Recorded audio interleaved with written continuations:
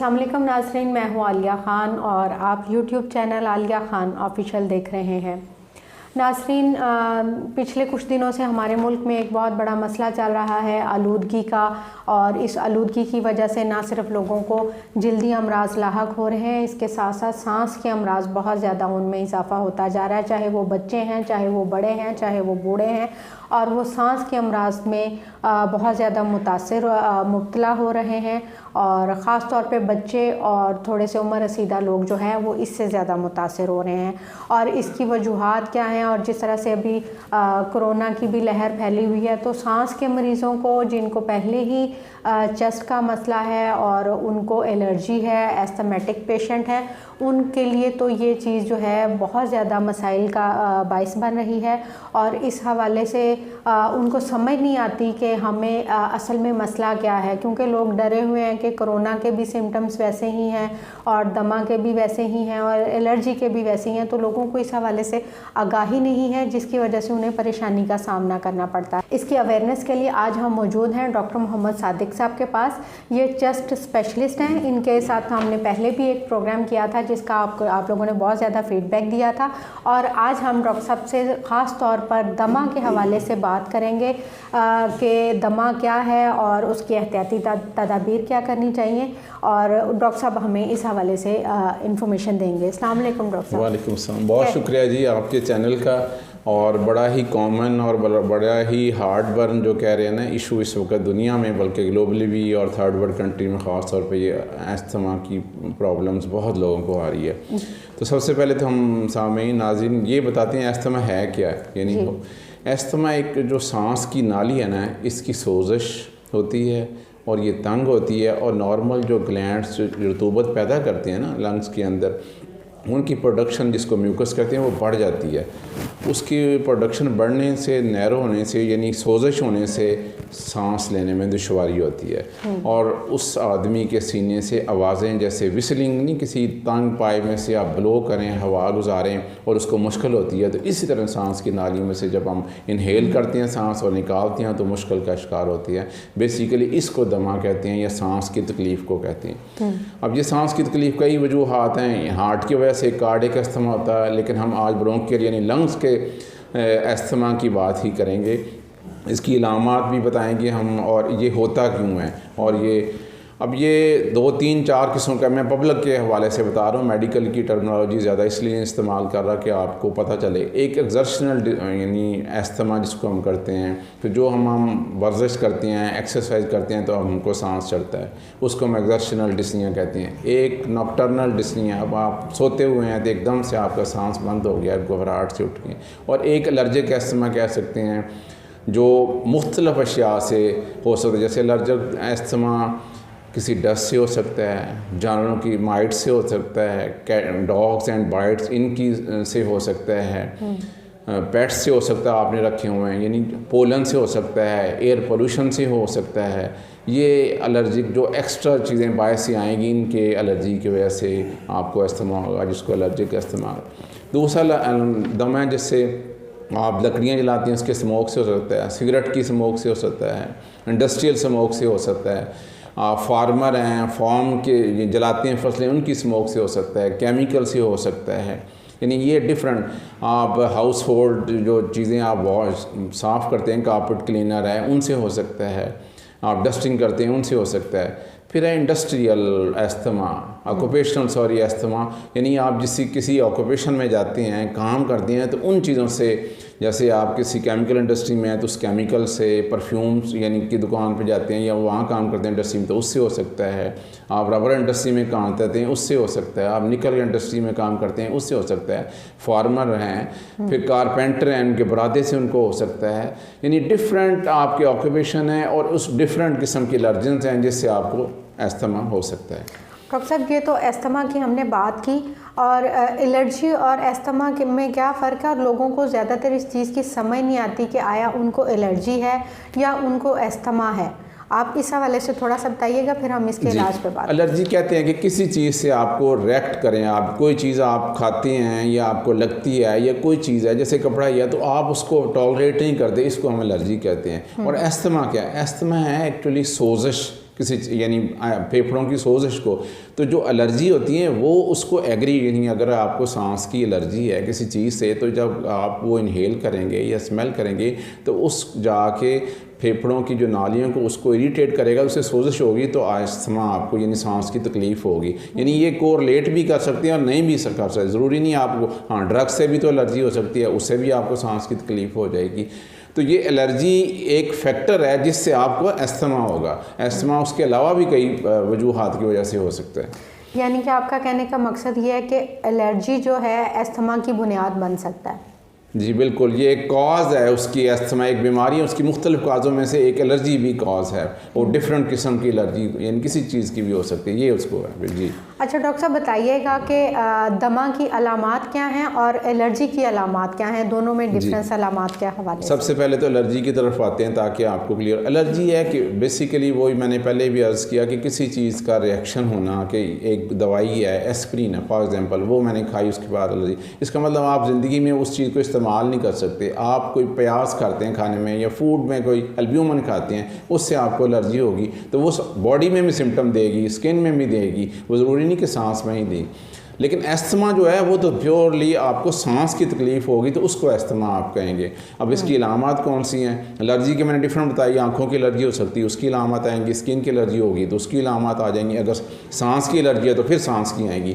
Asthma जो bronchial asthma इसको कहते हैं, उसमें सिर्फ ही सांस की अलामत आएंगी। जो मेन अलामत है कि आपको सांस लेने, इनहेल करने में और एक्सहेल करने में आपको मुश्किल होगी, आवाज़ आएगी, टाइटनेस ऑफ चेस्ट हो जाएगी, आपको कफ आएगी, आपकी छाती में पेन हो सकती है, और आप विस्लिंग की जैसे सांस में शां शां की आवाज़ आती है, वो जो अगर ज़्यादा होता है तो वो आ सकती है। आपकी नींद डिस्टर्ब हो सकती है, आप चल नहीं सकेंगे, आप लंबी गुफ्तगू नहीं कर सकते हैं, आपको बुखार भी हो सकता है। ये डिफरेंट उसकी प्रेजेंटेशन है सांस। और बच्चों में आमतौर पे माँ को नहीं पता चलता, वो बच्चों को आम तौर पे कफ बहुत ज़्यादा होती है, वॉमिट कर देती हैं, लेकिन एक्चुअली सांस की तकलीफ चल रही होती है। बच्चों में भी सांस, अगर आप छाती पे हाथ रखें तो उसकी छाती बहुत चल रही होती है और सीने से शां शां की आवाज़ें आती हैं। ये मेन इसकी मोटी मोटी अलामत हैं सांस की। अच्छा डॉक्टर साहब बताइएगा कि अस्थमा जो है वो बच्चों में और बड़ों में क्या ये कॉमन है, और इनकी शरह कितनी है, बच्चों में ज़्यादा है या बड़ों में ज़्यादा? अच्छा, मैंने पहले अर्ज़ किया कि दमा जो है अस्थमा में, ये सोजिश है नालियों की, ये बच्चों में भी उसी तरह ही हो सकता है, बड़ों में भी। अब जितना कोई एक्सपोज होगा, यानी अगर तो एलर्जी है दमा, एलर्जिक अस्थमा है, तो जितना उस चीज़ को एक्सपोज होगा उसको ज़्यादा होगा। तो बच्चे अगर घर में हैं, किसी चीज़ से उनको एलर्जी नहीं है तो उनको कम चांसेस हैं। हाँ, कोल्ड एयर है, जैसे किसी स्प्रे किया घर में आपने, या कोई ऐसी डाइट ली जिससे वो बच्चों को भी हो सकता। फिर हाँ, वायरल मुख्तलिफ वायरसेस हैं जिनके वायरल इन्फेक्शन से आपको अस्थमा हो सकता है। बच्चों में आमतौर पे वायरल इन्फेक्शन, कोई चेस्ट इन्फेक्शन हुई, उसके बाद सांस की तकलीफ़ होगी। लेकिन बड़ों में भी उसी तरह ही है। बड़ों को चूँकि एक्सपोजर भी ज़्यादा है, ऑक्यूपेशनल यानी जाना है आपने बाहर, उस वजह से भी हो सकता है। और तीसरा कि एक बात है कि मोस्टली ज़रूरी नहीं है आपको, या फैमिली में पहले किसी को हो तो आपको दमा होगा, तो पहले नहीं है तो अब नहीं होगा। जेनेटिक्स हैं, जैसे हाइपरटेंशन में, डायबिटीज़ में इसमें भी कुछ चीज़ें ऐसी हैं जेनेटिकली, अगर आपकी जीन्स फैमिली में हो, लेकिन ये 100% नहीं है कि आपके फादर को है तो आपको भी होगा। तो इक्वल रेशो है बच्चों में और बड़ों में अस्थमा, यानी कोई डिस्क्रिमिनेशन नहीं है कि बच्चों नहीं हो सकता तो बड़ों को होगा। जी।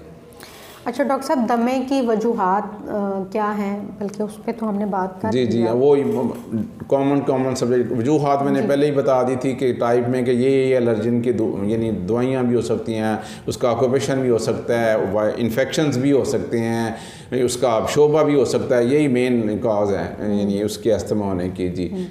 अच्छा डॉक्टर साहब, दमे से बचाव के लिए क्या करना चाहिए, क्या इक़दाम करने चाहिए? जो सबसे बड़ा टॉपिक है कि डॉक्टर की जाने से पहले आपने क्या करना है, ये हमने इनसे बचना क्या है। अब जिस चीज़ का दमा है या जिस चीज़ का, अगर आपको एक्सरसाइज है तो आपको एक्सरसाइज कम करनी पड़ेगी, मोटापे की वजह से आपको मोटापा कम करना पड़ेगा क्योंकि आपको सांस फूलता है। अगर आपको किसी फूड से है, किसी एल्ब्यूमिन से है, प्याज से है, या किसी ऐसे जैसे सी फूड से है, तो वो आपको अवॉइड करनी पड़ेगी कि आप वो नहीं खा सकते। अगर आप कोई परफ्यूम लगाती हैं, आप समझते हैं कि मैं जो ही परफ्यूम लगाता हूँ मुझे सांस, तो आप उनसे अवॉइड करेंगे। घर में औरतें जैसे डस्टिंग करती हैं या स्मोक है चूल्हे पे या फ्यूम्स आती हैं, तो उनसे यानी प्रिवेंटिव आपने घर में ही करना है। बच्चों को भी बाज़ दफ़ा किसी चीज़ से एलर्जी हो जाए तो ये सांस की, उनसे आपने बचना है। और फिर वही बात आ गई, आपने मास्क पहने, आप हेल्दी एयर में जाएं, आप हेल्दी फूड लें, अपने वज़न पे कंट्रोल करें। स्मोकर ख़ास तौर पे जो सिगरेट स्मोकिंग करते हैं उनको तो बहुत ज़्यादा चांसेस हैं उनके लंग्स ख़राब होने के, उनको बाद में अल्लाह ना करे कैंसर की तरफ जाने की। तो वो उनसे अवॉइड करेंगे तो काफ़ी हद तक 50-60% आप उनसे बच सकते हैं इनकी लामात से। जी अच्छा डॉक्टर साहब, हमारे मुल्क में देखने में एक बड़ा कॉमन सा मसला है, उसमें मैं समझती हूँ लोगों की अपनी भी कोताही होती है कि जो क्वैक्स बैठे होते हैं या हमारे गली मोहल्ले में जो भी डॉक्टर उनके पास अवेलेबल होता है, हालांकि उनको कंफर्म होता है कि जी मुझे ये दमा है और ये एक सीरियस मर्ज़ है, मुझे ऑथेंटिक डॉक्टर के पास, अपने स्पेशलिस्ट के पास जाना चाहिए। वो इधर उधर डॉक्टर्स के पास जाते हैं, वो उनको दवाई देते हैं, इंजेक्शन लगते हैं, वो ठीक हो जाते हैं। और दूसरी तरफ यही मेरा इशारा यही है कि जी स्टीरॉइड्स का इस्तेमाल करते हैं, इसके क्या नुकसान आते हैं, स्पेशली जो दमे के पेशेंट है, एलर्जिक पेशेंट है, उनके ऊपर ये किस तरह से मुज़र असरात मुरतब कर रहे हैं? दमा चूँकि सोजिश की अलामात यानी सोजिश फेफड़ों की खुलियों की होती है तो उससे सांस की तकलीफ़ होती है। तो लोग चूँकि डॉक्टर से डरते हैं, अच्छा दमे की तो कोई बात नहीं सुन रहे, वो कहते हैं जी मुझे एलर्जी है, मुझे कमज़ोरी है, इससे सांस चढ़ता है। यानी अस्थमा को ये समझते हैं कि शायद स्टिग्मा है और मुझे सारी उम्र के लिए हो गया है और बस अब मैं इसका लाल आ जाए, वो इसलिए फिर सहारे लेते हैं क्वैक्स के पास, किसी और के पास कि वो जो हमें ये कहे कि आपको दमा नहीं है, आपको बस कमज़ोरी है और थोड़ी सी जनाब आपको सांस ख़राब होता है। वो चूँकि स्टीरॉयड एंटी इन्फ्लेमेटरी ड्रग है, वो आप इसके मेडिकल रिजल्ट हैं, आप एक डोज देते हैं मरीज़ ठीक हो जाता है। वो कहते हैं यहाँ डॉक्टर ने तो मुझे एवं दवाइयाँ गोलियाँ दी, मैंने एक इंजेक्शन लगवाया, मैं ठीक हो गया हूँ। तो वो इसलिए ज़ाहिर है वे एक सहारे ढूंढते हैं कि चीप भी हो, हमें हमारी मतलब की वो बात कहे, तो वो स्टीरॉयड और इसके साइड इफ़ेक्ट इतने हैं कि आपका लंग्स भी ख़राब होंगे, रेजिस्टेंट होंगे, आपका मैदा भी ख़राब होगा, आपका जिगर भी, और आपका सबसे बड़ा इम्यून सिस्टम बॉडी का ख़राब होगा। आपने स्टीरॉयड तो तब देने हैं इन्हेलर्स के सूरत में, यानी आपने माइक्रोग्राम, आप ओरल फॉर्म में अगर ये इंजेक्शन फॉर्म लेते हैं तो मिलीग्राम के फॉर्म में लेते हैं आप इन्हेलर, और डोज का भी लोगों को बहुत सारों को नहीं पता है। अगर आप उसके लिए इन्हेलर इस्तेमाल करते हैं जिसमें माइक्रोग्राम के हिसाब से हैं तो वो सिर्फ फेफड़ों तक ही रहती है, उनके साइड इफ़ेक्ट मिनिमम या रिलीफ भी ज़्यादा मिलता है। तो मेरी तो ये रिक्वेस्ट है सामीन से कि हमेशा क्वालिफाइड डॉक्टर जो भी आप समझते हैं आपका फैमिली का है जो करीब है उसी से मशवरा करें। और इसमें ये डरने वाली बात नहीं है कि आप सोचें कि बस आप पे लेबल लग गया कि आप सारी उम्र के लिए दमा। 100% लोग, वसीम अकरम में सांस का पेशेंट भी था, डायबिटिक भी था, साथ क्रिकेट भी खेलता, बहुत सारे ऐसे प्रोफेशन में लोग हैं, खिलाड़ी हैं, एथलीट हैं, साथ पेशेंट भी हैं, लेकिन प्रॉपर्ली ट्रीटमेंट लेते हैं, जो भी उनका फिजिशियन प्रिस्क्राइब करता है वो अपनी लाइफ गुजार रहे हैं। अच्छा डॉक्टर साहब, जिस तरह से अभी हम बात कर रहे थे कि दमे की, और दमा किस हद तक जो है काबिले इलाज है, और क्या जो है दमा अगर एक बंदे को हो गया तो दीगर लोगों को उसके क्या एहतियात करनी चाहिए? क्योंकि सुनने में यही आता है कि यार इसको है तो बच्चों को इनसे दूर रखें और दीगर लोगों को उनसे थोड़ा सा फासला रखना चाहिए। ये भी लोगों में एक अबहाम पाया जाता है और वो दमे के मरीज़ों से थोड़ा सा अवॉइड भी करना शुरू कर देते हैं, ख़ास तौर पे जब बलगम वगैरह का उनका मसला होता है। तो इस हवाले से ज़रा बताइए। दमा इन्फेक्शियस डिजीज़ नहीं है, कम्युनिकेबल नहीं है, ये सांस की सोजिश है, जैसे डायबिटीज़ है, हाइपरटेंशन है, किसी दूसरे को इससे कोई ख़तरा नहीं है, अल्लाह ना करे ऐसी कोई बात। हाँ, अगर सांस इन्फेक्शन है, उसे नमूनिया भी हो गया या कोई और बात है तो फिर वैसे मास्क पहनने के खांसी करेगा तो, लेकिन इसके जरासीम या वायरस एक दूसरे के खाने पीने से, एक दूसरे से मिलने से नहीं होते। देखिए इसका ट्रीटमेंट प्रॉपरली, ख़ास तौर पे बच्चों पे, क्योंकि बच्चों के होते हैं फेफड़े कम, मैं इसी ज़िमन में बात करूं, उनको प्रॉपरली आप ट्रीट करें। ये ना समझें कि इसको बस ऐसे ही कमज़ोरी से सांस चढ़ रहा है, क्योंकि वो जल्दी ही एग्जॉस्ट हो जाती हैं, ऑक्सीजन की कमी भी उनमें जल्दी हो जाती है। उनका ट्रीटमेंट प्रॉपरली क्वालिफाइड बंदे से ही कराना चाहिए। बाकी इसका ट्रीटमेंट अब तो 99% लोग अगर अर्ली डायग्नोज हो गया, आप प्रॉपर मेडिसिन ले रहे हैं, बड़ी लेटेस्ट मेडिसिन आ गई, इनके साइड इफ़ेक्ट भी मिनिमम है, तो कोई ऐसी बात नहीं, आप अपनी नॉर्मल लाइफ गुजार सकते हैं। लेकिन बात है कि दमे के साथ अगर आपको कोमॉर्बिडिटी कोई और बीमारियाँ हैं, डायबिटीज़ है, हाइपरटेंशन है, हार्ट है, तो फिर ज़ाहिर है रिस्क फैक्टर बढ़ जाते हैं। या अगर आपको अस्थमा है, आप स्मोकिंग नहीं छोड़ेंगे तो फिर रिस्क तो होगा। या आप जिस जॉब में जाते हैं वहाँ आपका एलर्जिंग किसी चीज़ से हैं और आपको को अस्थमा है, जैसे इंडस्ट्री में कोई काम करता है, टेक्सटाइल में करता है या कोल में है, तो वो चढ़ेगा तो फिर तो ज़ाहिर है चांस बढ़ेंगी, उनको वो अपना शोबा चेंज करना पड़ेगा। जी अच्छा डॉक्टर साहब, जिस तरह से हम बात कर रहे थे कि अगर एलर्जी है तो वो बुनियाद बनती है दमे की, तो क्या टीबी और दमे में फ़र्क है या क्या ये एक दूसरे की बुनियाद बनते हैं, वजह बनते हैं एक दूसरे के ऊपर? बात वो टीबी एक बैक्टीरियल इन्फेक्शन है, वो जरासीम आप इनहेल करते हैं या बॉडी में मुंतकिल होता है तो वो होता है। तो टीबी जिस्म में किसी भी जिस्म के हिस्से में हो सकती है। अगर आपके फेफड़ों की टीबी है और आपने प्रॉपर इलाज कराया तो उससे दमे से कोई तल्लक नहीं। हाँ, इतना ज़रूर है कि फेफड़े उतने 100% फिट नहीं रहते, कमज़ोर हो जाते हैं। तो अगर आप ऑलरेडी अस्थमा के भी मरीज़ हैं और टीबी होगी तो फिर मसले हैं, लेकिन ये दोनों अलग-अलग अलामात हैं इनकी और दोनों अलग चीज़ें हैं। टीबी और चीज़ है, सांस और चीज़ है।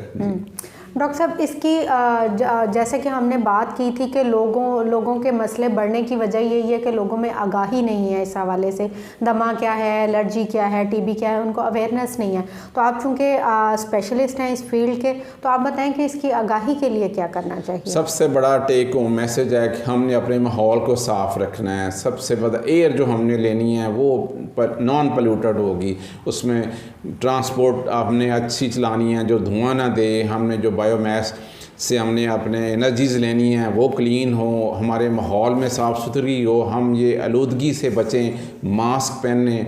तो मेरा ख़्याल है 90% चांसेस हैं कि हम इस बीमारी के अलावा बहुत सारी और बीमारियों से भी बच सकते हैं। ये सबसे बड़ा टेक। और अल्लाह ना करे अगर किसी को बीमारी हो या तकलीफ़ हो तो मुस्तनद डॉक्टर के पास जाए, उसको ट्रीट शुरू से ही करे, और बजाय इसके कि वो नॉन क्वालिफाइड बंदे के पास जाके और अपने फेफड़ों को भी और बाकी सिस्टम का भी ख़राब करे। ये सबसे बड़ा मैसेज कि हमने अपने माहौल को साफ़ रखें तो अल्हम्दुलिल्लाह कभी मेरा नहीं ख्याल कि कोई ऐसी प्रॉब्लम हो सकेगी।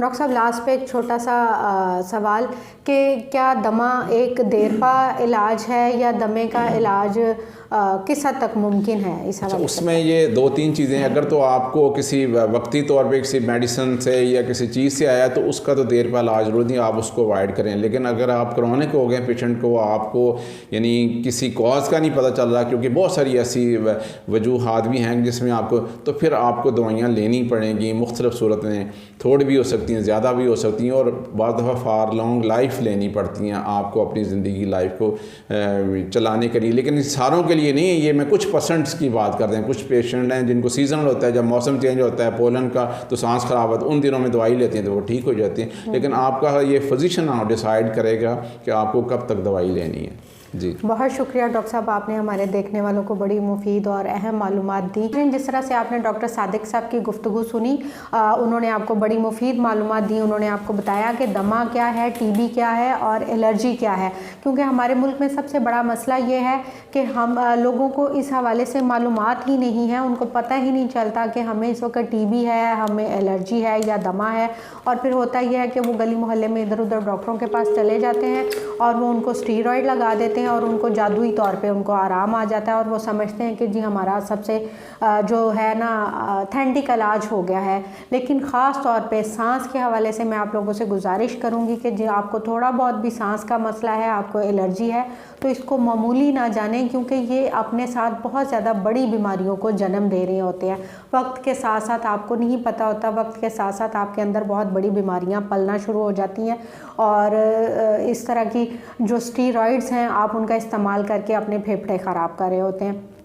नाज़रीन, अगर आपको डॉक्टर सादिक साहब की गुफ्तगू अच्छी लगी हो, आपको मालूमात मिली हो, आप उनसे कोई इंफॉर्मेशन लेना चाहते हो और आपको इस हवाले से कोई भी इशू हो और आप इस पे बात करना चाहते हो, तो आप हमें कमेंट बॉक्स में अपना फ़ीडबैक ज़रूर दीजिएगा।